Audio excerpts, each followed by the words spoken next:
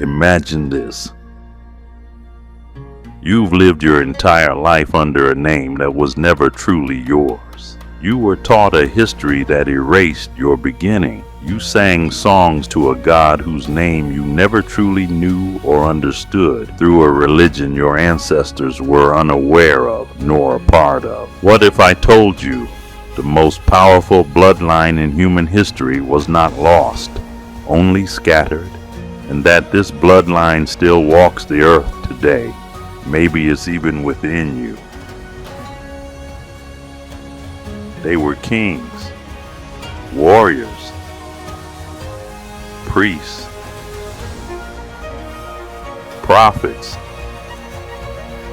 educators, healers, builders, writers, and more. However, today, they are called lost. Yet, in reality, they were never truly lost, only hidden. Their history has been concealed by empires, rewritten by religions, and therefore forgotten by man, and even forgotten by them. Although the world may have forgotten, they have never been forgotten by Yahweh, their God. What if you are one of them? Wouldn't you want to know? Don't you deserve to know? In the next few minutes, we will unravel the sacred mystery of the 12 lost tribes of Israel, where they are now.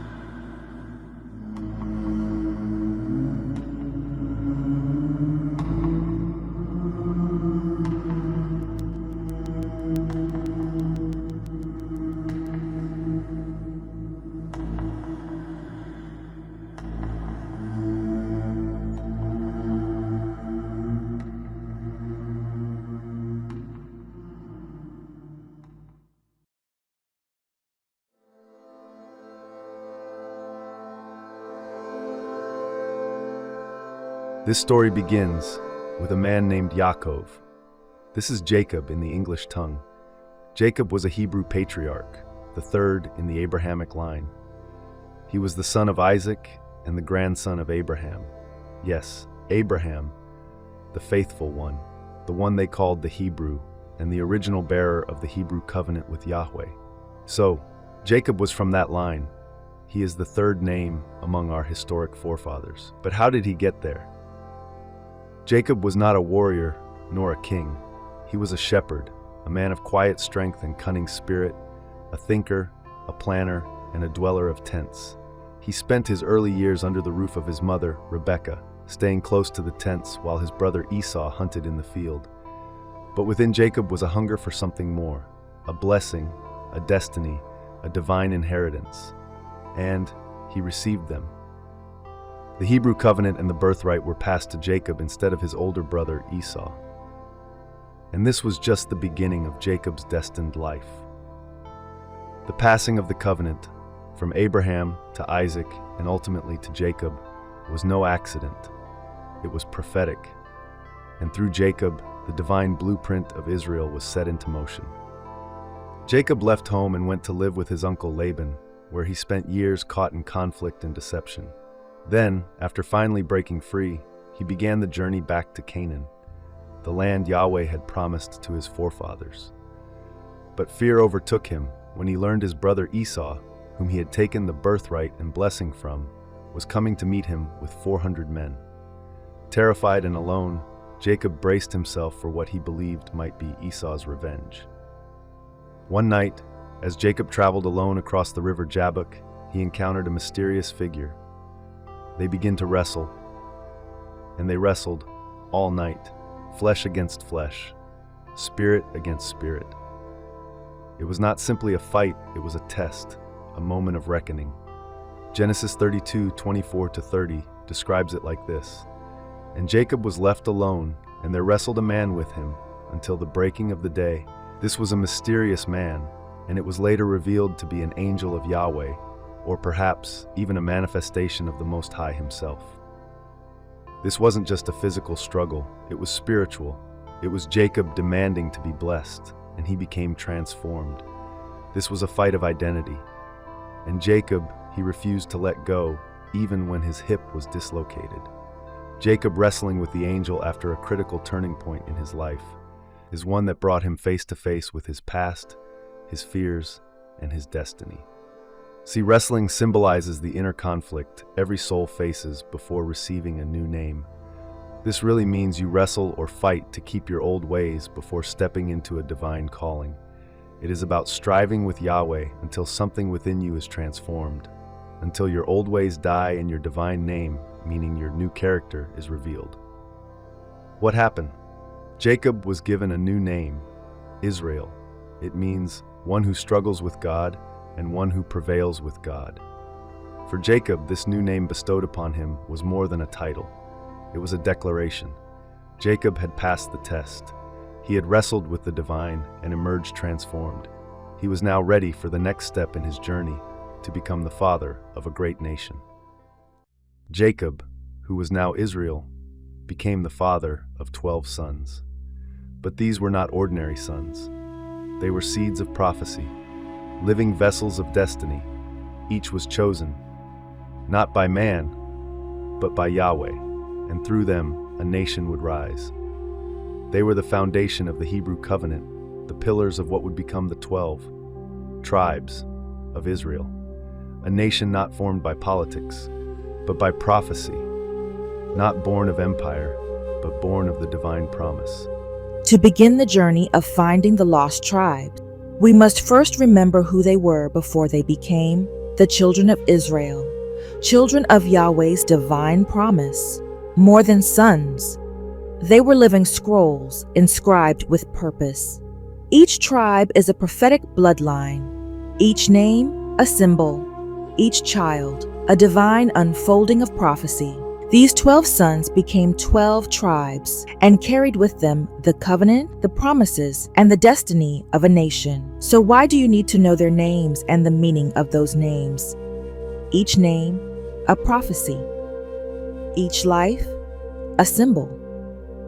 Each tribe, a living legacy. In the Hebrew Bible, the 12 sons of Jacob aren't just listed with names. They are each given a meaning, a story behind why they were named that way. This isn't random. Hidden within those names are clues to something deeper. Each one reflects a piece of a larger design, a glimpse into the identity and destiny of a people. These names speak of struggle, hope, and connection to the divine. Why would the Bible go out of its way to explain each one? That question itself invites us to look closer into a mystery waiting to be uncovered. The 12 sons became 12 tribes, and the tribes became a nation. They were a people marked by prophecy, a covenant-bearing nation born not in comfort but in trial, driven by famine. They entered Egypt as honored guests, but over time memory faded, and that which was once favored became feared. The tables turned and a new pharaoh rose, one who did not know Joseph. Enslaved, broken, bound in chains, the children of Israel cried out in anguish, and Yahweh heard them. And so, he raised a deliverer, Moshe in the Hebrew tongue, who we know as Moses. Moses was a former prince of Egypt who was raised in Pharaoh's palace. He had only recently found out he was a Hebrew. Therefore, he did not know the God of the Hebrews, nor did the children of Israel remember their God. Generations had passed. It had been 400 years since Jacob entered Egypt, and now they groaned under the weight and remnants of slavery there. But Yahweh had not forgotten them. He appeared to Moses in a burning bush and declared, I have surely seen the affliction of my people which are in Egypt, and have heard their cry by reason of their taskmasters, for I know their sorrows, and I am come down to deliver them out of the hand of the Egyptians. Exodus chapter 3, verses 7 and 8. And Moses said unto God, Behold, when I come unto the children of Israel, and shall say unto them, The God of your fathers hath sent me unto you, and they shall say to me, What is his name? What shall I say unto them? And God said unto Moses, I am that I am. And he said, Thus shalt thou say unto the children of Israel, I am hath sent me unto you. Exodus chapter 3, verses 13 and 14. Led by the hand of Yahweh, Moses returned to Egypt. And he stood before Pharaoh and said, Thus saith Yahweh, God of the Hebrews, Let my people go, that they may serve me. Exodus chapter 5, verse 1. However, Pharaoh refused. He just flat out said no. He did not know this God whom Moses spoke of, because there were many gods in Egypt. So he demanded that Moses leave. And then Yahweh made his power known. Yahweh showed great force with signs, wonders, and plagues. Water turned to blood, darkness covered the land, locusts devoured Egypt. But when Moses went back to Pharaoh, Pharaoh still refused, because as the book of Exodus says repeatedly that Yahweh had hardened Pharaoh's heart. And then Yahweh made his final decree, saying to Moses, And thou shalt say unto Pharaoh, Thus saith Yahweh, Israel is my son, even my firstborn. And I say unto thee, Let my son go, that he may serve me. And if thou refuse to let him go, behold, I will slay thy son, even thy firstborn. Exodus chapter 4, verses 22 and 23. Yet again, Pharaoh refused Moses, and this refusal led to the night of the plague of the firstborn. That night, the angel of death passed over Egypt, and Yahweh slew all the firstborn in Egypt, from the firstborn in the houses of royalty to their servants' houses. He even slew Pharaoh's firstborn son, but all the houses of the Hebrew Israelites were safely passed over. And the next morning, Pharaoh finally let all the Israelites go. They were all released. 600,000 men on foot, not counting women and children, left Egypt in haste. And Moses led the entire house of Israel out of Egypt by a mighty hand and outstretched arm. And the children of Israel journeyed from Ramesses to Sukkoth, about 600,000 on foot. Exodus chapter 12, verse 37.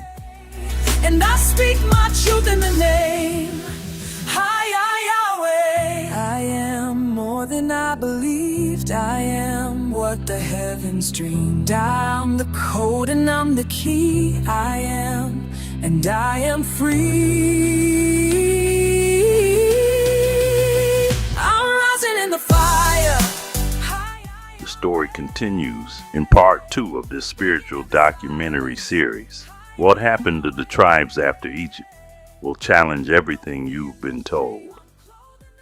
This light won't hide, I was born to blaze. From the hood to the heavens I found my way. And I speak my truth in the name, Yahweh. Yahweh. I am becoming, Yahweh. I am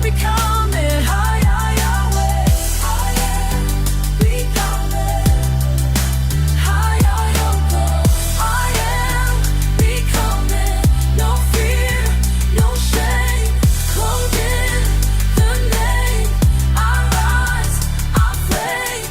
I am becoming. I walk untamed, higher, Yahweh.